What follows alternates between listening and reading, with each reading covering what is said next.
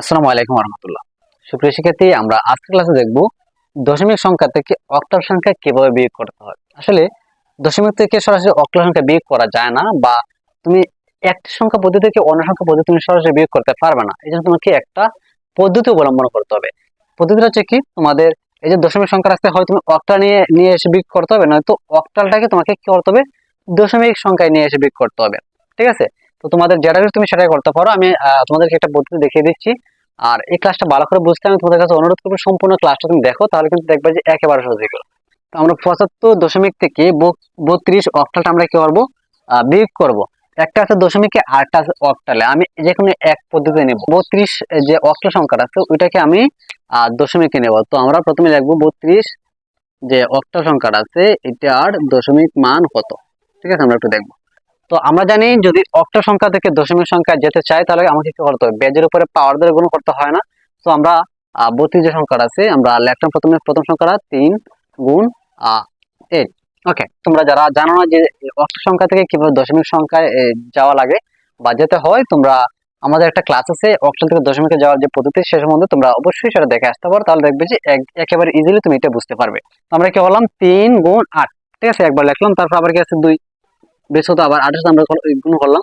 তো প্রথমটা হবে পাওয়ার 0, দ্বিতীয়টা হবে কি আমাদের 1। ঠিক আছে, আর যেখানে কি আছে 3 গুণ 8, তার উপরে পাওয়ার হতো 1। তো 3 যা আছে তা, 8 এর উপরে পাওয়ার 1 থাকলে আমাদের 8 হবে, প্লাস 2 যা আছে তা। আর এখানে আছে কি 8, 8 এর উপরে পাওয়ার হতো 0। আর আমরা জানি কোনো সংখ্যার উপরে পাওয়ার 0 থাকলে সেটা কি হয়, 1 হয়ে যাবে। ঠিক আছে, আমরা লিখলাম এখানে 1। 3 আর 8 আমরা যদি গুণ করতে, তাহলে কত হবে, 24 হবে, প্লাস 2 একে 2, তাহলে 24 আর 2 আমরা যদি যোগ করি তাহলে কত হবে, হবে 26।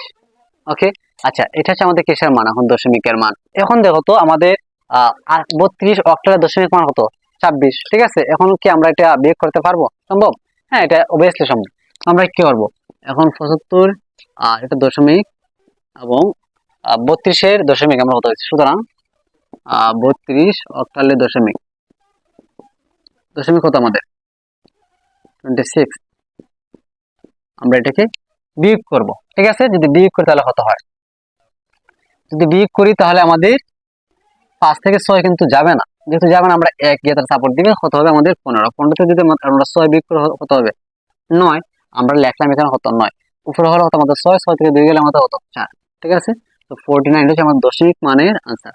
তো আমরা কত পাইলাম, 75 থেকে আমরা যদি 32 অক্টাল বিয়োগ করি তাহলে কত হয়, 49। কত কিসে হয় আমাদের, এটা দশমিকে হয়। আমরা লিখলাম এখানে, যদি 75 থেকে আমরা 32 অক্টালটা আমরা বিয়োগ করি তাহলে আমাদের 49 এটা দশমিক মানের ক্ষেত্রে হয়।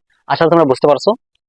তারপরে কোনো কনফিউশন থেকে থাকলে অবশ্যই কমেন্টের মাধ্যমে জানাবে। যদি ইউটিউব থেকে দেখে থাকো অবশ্যই চ্যানেলটা সাবস্ক্রাইব করে রাখবে, আর যদি ফেসবুক পেজ থেকে দেখে থাকো অবশ্যই পেজটাকে ফলো করার সাথে রাখবে। দেখা হচ্ছে নতুন কোনো ভিডিওতে। এ পর্যন্ত সবাই ভালো থাকো, সুস্থ থাকো। ধন্যবাদ সবাইকে। আসসালামু আলাইকুম রহমতুল্লাহ।